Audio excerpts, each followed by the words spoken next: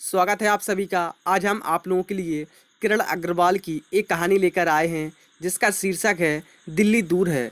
तो कृपया करके इस कहानी को आप अंत तक ज़रूर ध्यान से पढ़ें और सुनें। धन्यवाद। तो चलिए कहानी शुरू करते हैं। उसे धीरे धीरे होश आ रहा था।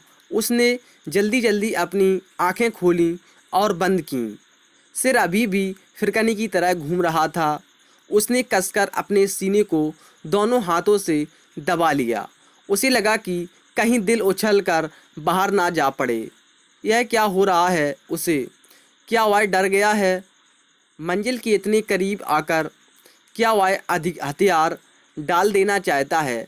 सिंगापुर छोड़ते समय 15 अगस्त को उसने अपने सैनिकों से कहा, दिल्ली पहुंचने के लिए अनेक रास्ते हैं और दिल्ली अभी भी हमारा अंतिम लक्ष्य है। उसके बाद ही वह सेगोन जाने वाले विमान पर सवार हो गया था। सेगोन में उसे महत्वपूर्ण कार्य निपटाने थे, कुछ ऐतिहासिक निर्णय लेने थे। वहाँ पर ही एक खुफिया योजना के तहत वह एक लड़ाकू विमान में जा बैठा था जिसकी मंजिल अज्ञात थी। दूसरे दिन हवा में एक ही खबर थी और अखबार की सुर्खियों में वह लड़ाकू विमान पहाड़ियों के बीच कहीं दुर्घटनाग्रस्त हो गया। उसमें सवार यात्रियों में से कोई भी बचा होगा इसकी संभावना नगण्य थी। तब उसका दूसरा जन्म हुआ, रमाकांत देशबंधु। यही तो था उसका नया नाम। पानी के जहाज़ से वह बम्बई पहुंचा। वहां एक कार पहले से ही तैयार थी सैमसन के साथ, जो कि वास्तव में ड्राइवर तथा कुछ भी बन सकता था। उनकी मंजिल दिल्ली थी।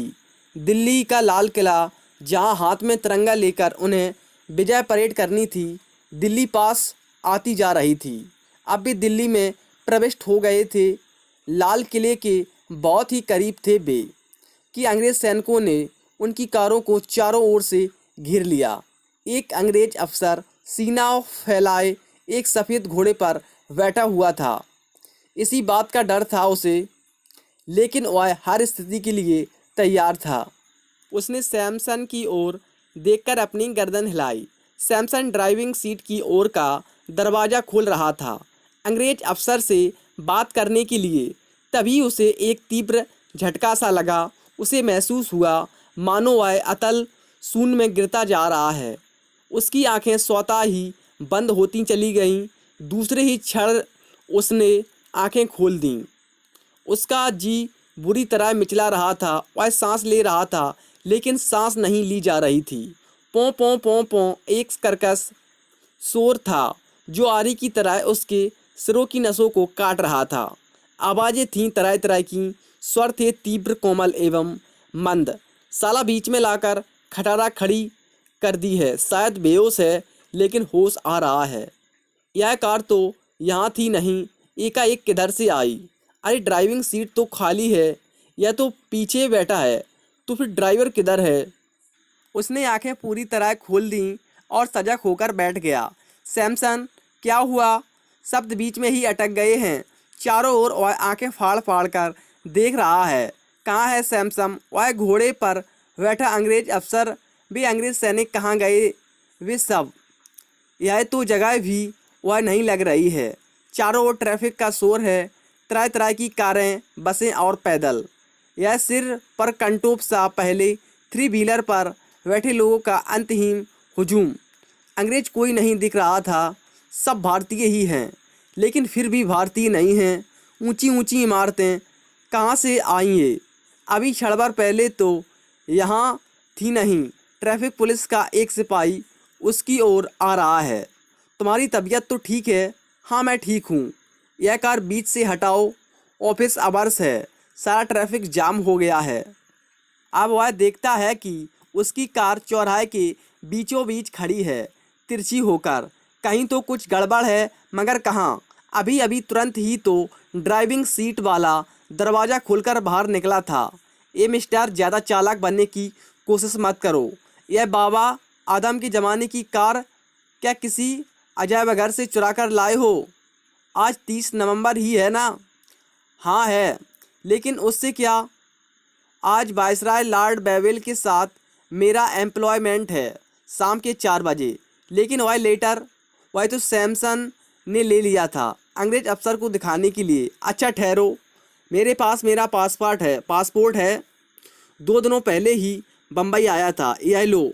पुलिस वाला बुदबुदा रहा है, लगता है किसी पागल खाने से भागकर आ रहा है। लेकिन चलो ये भी देख लेते हैं। उसने अपनी पॉकेट से निकालकर पुलिस वाले को कुछ दिया है। पुलिस वाला उलट पुलट कर पीली पड़ गई है उस किताब को देख रहा है। अंदर लिखा है रमाकांत देशबंधु, बम्बई पहुंचने की तारीख 27 नवंबर 1945। साला बेवकूफ़ बनाता है। यह 1997 है और मुझे 1945 का पासपोर्ट दिखा रहा है। उसकी आंखों में बिस्मा है और है एक परेशानी। मेरी कार उसकी कार के बिल्कुल पीछे थी, या यूं कहूं कि जब उसकी कार अचानक सामने आ खड़ी हुई तो मैंने मन ही मन उसे गाली दी थी कि साले ड्राइविंग का कोई नियम कानून है भी या नहीं। अगर अभी एक्सीडेंट हो जाता तो पता नहीं कब कार का दरवाज़ा खोल मैं बाहर निकल आई थी और उसके वह पुलिसमैन के बीच हो रही बातें सुन रही थी। उसका अंतिम वाक्य मुझे बुरी तरह चौंका देता है। तारीख तो ठीक है, लेकिन बीच में 52 वर्ष कहाँ था वह इतने सालों तक? कहीं समय की किसी दरार में तो नहीं फंसा रह गया था? हूँ तो मैं वैसे इतिहास की विद्यार्थी, लेकिन सोचने का ढंग बिल्कुल साइंटिफिक है। और हो क्यों ना, अनिमेश जैसा साइंस में प्रतिष्ठित व्यक्ति, मेरा होने वाला पति जो है, 8-10 दिनों पहले ही तो वह मुझे ब्लैक होल के बारे में बता रहा था। वह कह रहा था कि स्पेस में कुछ स्थल ऐसे होते हैं जहाँ ग्रेविटेशनल फोर्स यानी गुरुत्वाकर्षण शक्ति इतनी अधिक होती है कि किसी भी व्यक्ति या वस्तु को वह अपने अंदर खींच सकती है। कहीं ऐसा ही तो कुछ इस व्यक्ति के साथ नहीं हुआ? सहसा मुझे लगता है कि सच की तह तक जाने के लिए मैं बेकरार हूँ। हालांकि जानती हूँ कि पापा और अनिमेश दोनों ही मुझ पर नाराज़ होंगे और खुदा ना खास्ता कुछ गड़बड़ी हो गई तो कहेंगे कि तुम्हारी तो आदत ही है आफत मोल लेने की। देखना किसी दिन कोई उठा ले जाएगा तुम्हें और मारकर गटर में फेंक देगा। आप क्या कार सड़क के एक तरफ कर लेंगे? मैं बहुत ही मधुर आवाज़ में कहती हूँ, हाँ ज़रूर। वह व्यक्ति पीछे से दरवाज़ा खोलकर आगे ड्राइविंग सीट पर बैठ गया। कार स्टार्ट करने की कोशिश करता है, लेकिन कार स्टार्ट नहीं होती। बोनट खोलकर देखता है, पेट्रोल की एक बूंद भी नहीं है टंकी में। सारी मशीनरी में जंग लगा हुआ है। यह कैसा हो सकता है? एक उलझन सी उसके चेहरे पर उभर आई है। चल अभी पुलिस थाने के अंदर कहता हूँ। सिपाही डपट रहा है। तब सब पता नहीं, इसकी कोई ज़रूरत नहीं। अमर श्रीवास्तव का नाम सुना है, उन्हें कौन नहीं जानता? डीआईजी साहब ना, उनके तो मुझ पर बड़े एहसान हैं। हाँ वही उनकी बेटी हूँ मैं, आकांक्षा। यह साहब मेरे मित्र हैं। इनकी कार को फ़िलहाल एक साइड करवा दो, बाकी हम देख लेंगे बाद में। ठीक है दीदी जी, साहब जी को मेरा सलाम बोलिएगा। आइए मैं आपको देशबंधु, हाँ देशबंधु जी, जहाँ कहिए वहाँ छोड़ दूँ। धन्यवाद कहकर वह मेरी बगल में बैठ गया। मेरी कार में। कार धीरे धीरे आगे सरकने लगी है। कहाँ जाना है आपको? जहाँ कहें छोड़ दूँ। मुझे नहीं मालूम, जब आ रहा था तब जानता था। एक फूल प्रूफ प्लान था मेरे पास भारत को आज़ाद कराने का। 2 महीने के भीतर वायसराय भवन पर तिरंगा फहराना था। मैं लाल किले के बजाय परेड का नेतृत्व करना चाहता था। मैं चाहता था राष्ट्रपिता से एक बार मिलना और कहना कि आप क्या नाम बताया था आपने अपना? हाँ रमाकांत देशबंधु। तुम वह नहीं हो। इतिहास की विद्यार्थी हूँ। आज़ादी की लड़ाई विषय है मेरे शोध का। इस नाम के किसी भी व्यक्ति के बारे में मैंने स्वतंत्रता संग्राम के अंतर्गत नहीं पढ़ा। केवल एक व्यक्ति था पूरे हिंदुस्तान में जो तुम्हारी तरह सोच सकता था। कौन हो तुम? हाँ मैं रमाकांत देशबंधु नहीं हूँ, वह मेरा नकली नाम है, मेरे और भी बहुत से नामों की तरह है। तो फिर कौन हो तुम? एक नाम है जो उभर उभर कर मेरी ज़बान पर आ रहा है, लेकिन जब उसके चेहरे पर निगाह डालती हूँ तो सिर झुककर वापस लौट जाता है। बता दूंगा मैं अपने बारे में सब कुछ, लेकिन पहले मेरे कुछ प्रश्नों के जवाब दो। यह दिल्ली ही है ना? हाँ वह देखिए लाल किला। यहीं चाहते हैं ना आप विजय परेड का नेतृत्व करना? क्या हालत हो गई है इसकी। यह 1997 ही है ना। हाँ, 30 नवंबर 1997। आज तो 30 नवंबर 1945 था। एक क्षण में ये 52 वर्ष कहाँ फिसल गए। आप परेशान ना हो, मेरा मंगेतर है अनिमेष। मुझे पूरा विश्वास है वह आपकी उलझन को अवश्य दूर कर देगा। भारत तो अब आज़ाद होगा। हाँ, 50 साल गुजर गए आज़ादी मिले। गांधी जी, नेहरू जी, उन दिनों का कोई व्यक्ति है अभी। गांधी जी को तो स्वतंत्रता मिलने के कुछ दिनों बाद ही नाथूराम गोडसे ने गोली मार दी।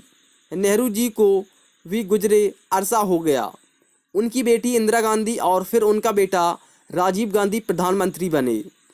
उनकी भी निर्मम हत्या कर दी गई। आजकल कौन प्रधानमंत्री है और किस दल की सरकार है? जरूर कांग्रेस की ही होगी। उसकी आंखों में एक पुराना सपना डोल गया है।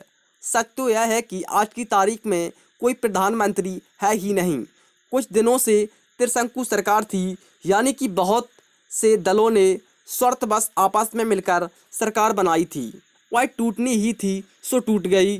अब हर दल चाहता है गोटी फिट करना। हर व्यक्ति चाहता है सत्ता हथियाना। अमूमन हर मंत्री और हर नेता करोड़ों के घोटालों में डूबा हुआ है। क्या क्या बताऊं आपको। तुम जानना चाहती थी ना कि मैं कौन हूं, तो देखो। वह अपने चेहरे की दाढ़ी, बालों की विग एक एक करके हटा रहा है। अब देखो, मुझे पहचाना? आपकी शक्ल तो सुभाष चंद्र बोस से मिलती है। चौंक पड़ी हूँ मैं। यही नाम था जो मेरी जुबान पर आता आता वापस लौट गया था। हाँ, मैं वही हूँ, सुभाष चंद्र बोस। स्टीयरिंग व्हील पर टिके मेरे हाथ थरथरा उठे हैं। कार डगमगाने लगी है। यह आदमी क्या वाकई सुभाष चंद्र बोस है या कोई फ्रॉड है जो सुभाष चंद्र से अपने चेहरे की समानता का फ़ायदा उठाना चाहता है? लेकिन ऐसा दिखलाने से इसे हासिल क्या होगा? आप जो भी हैं, कैसे मैं आपकी बात पर विश्वास करूं? और आखिर क्या करूं? अभी तुम मेरी इंटीग्रिटी पर शक कर सकती हो, लेकिन जल्दी ही दूध का दूध और पानी का पानी हो जाएगा। अरे, यह जगह तो कुछ जानी पहचानी सी लगती है। चांदनी चौक है। सब कुछ बदल गया है, लेकिन फिर भी कुछ है जो कितना अपना सा लगता है। आपको भूख लगी होगी, चलिए कहीं कुछ खाते पीते हैं। कार रोकती हुई कहती कहती हूँ मैं। एक धमाका मेरे सिर की नसों में उतर गया है। मेरा सिर झुक गया है। आंखें बंद हो गई हैं। यह क्या हो रहा है? क्या समय की कोई दरार मुझे भी लील रही है? आंखें खुलेंगी और पाऊंगी कि मैं 22वीं सदी में हूँ। मैंने आंखें खोल दी हैं। सब कुछ वही है, कुछ भी तो बदला नहीं। बस दूर सामने धुआं सा उठ रहा है और धुएं के साथ साथ उठ रही हैं चीखें। यह क्या हुआ? अपने को श्वास कहने वाला वह व्यक्ति पूछता है। कुछ नहीं, बम ब्लास्ट था। चलिए कहीं और चलते हैं, कुछ खाने पीने। तुम ऐसे ठंडेपन से बता कैसे सकती हो? उसकी आवाज़ में आरोप है। हमें उधर चलकर देखना चाहिए। यह कोई नई बात नहीं है। ऐसा तो आए दिन होता ही रहता है। हर दिन लोग यहाँ चींटी की तरह मरते हैं। चीखें इस शहर के ताने बाने में बुनी हुई हैं। आपको भूख लगी हो तो फिर कहीं और चलते हैं। कहाँ? India gate. वहाँ गेट पर शहीदों के नाम लिखे हुए हैं। उन्हें उंगलियों से छूना मुझे बहुत अच्छा लगता है। एक अजीब सी शांति महसूस होती है मुझे वहाँ। इंडिया गेट के पास चहल कदमी कर रहे हैं हम। वह सब कुछ बताता है मुझे। प्लेन क्रैश से लेकर दिल्ली आने तक सारा ब्यौरा। अपने उस अधूरे रह गए प्लान के बारे में भी। अब मुझे विश्वास हो चला कि यह व्यक्ति सुभाष चंद्र बोस ही है और सच बोल रहा है। जिस व्यक्ति के बारे में इतिहास पढ़ा था, वह अचानक इतिहास के कुआसे से निकलकर वर्तमान के उजाले में आ खड़ा हुआ। यह सब मैं नहीं जानती, लेकिन हुआ तो है। मेरे अंदर भावनाओं का एक तूफान सा मचल रहा है। ठीक से चला भी नहीं जा रहा है। चलिए लॉन पर बैठते हैं, कहती हूँ मैं। चलो, मैं लॉन पर बैठ गई हूँ, लेकिन मेरे अंदर तूफान उठाने वाला वह व्यक्ति खड़ा हुआ ही है। वह कह रहा है और मैं मंत्रमुग्ध सी सुन रही हूँ। बस सुन रही हूँ। कहने को तो आज़ादी मिल गई तुम्हें, लेकिन जितना कुछ मैं इतनी देर में देखा है, समझा है, दिल्ली अभी दूर है। यह वह दिल्ली तो नहीं जिसका हमने सपना देखा था एक दिन। गोरे तो चले गए लेकिन अपने विष बीज छोड़ गए हैं मेरे देशवासियों के अंदर, उन विचारों में, उनके कार्यकलापों में। उस बीज से उत्पन्न वृक्ष की शाखाएं अपने तीक्ष्ण विष से झुलसा रही हैं। मुझे अंग्रेजियों को देश से बाहर खदेड़ना आसान था, लेकिन यह जो अभारतीय तत्व, यह जो विदेशी हवा आवाम में मन प्राणों पर सत्ता जमा रही है, इसे बाहर निकालने के लिए कौन से अस्त्र का उपयोग किया जाए, मैं की कर्तव्य विमूढ़ हूँ। तुम मुझे खून दो, मैं तुम्हें आज़ादी दूंगा। मुझे अपने इस कथन पर दृढ़ विश्वास था, लेकिन आज स्थिति बदल गई है।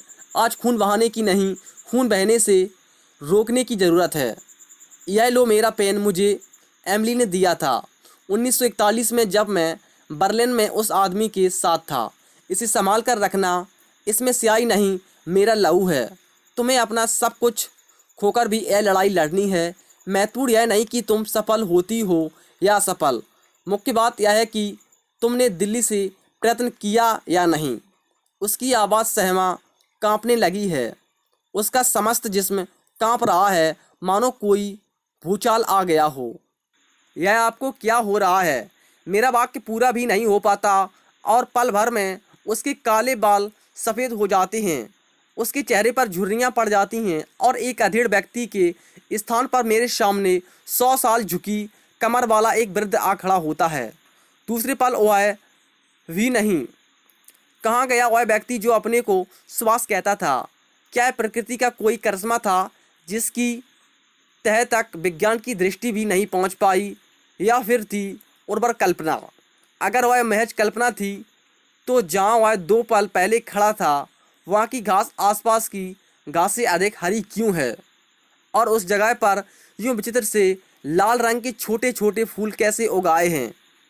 चंदन की लकड़ी की जलने सी भीनी भीनी सुगंध उठ रही है उनमें से।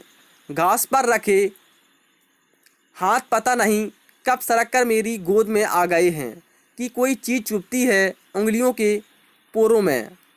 यह वह पेन है जो उस व्यक्ति ने दिया था मुझे कुछ देर पहले। सुनहरे रंग के उस पेन को उंगलियों के बीच पकड़ लिया है मैंने। उस पर लाल रंग से लिखा हुआ है, to Subhash Chandra Bose from Emilie 1941।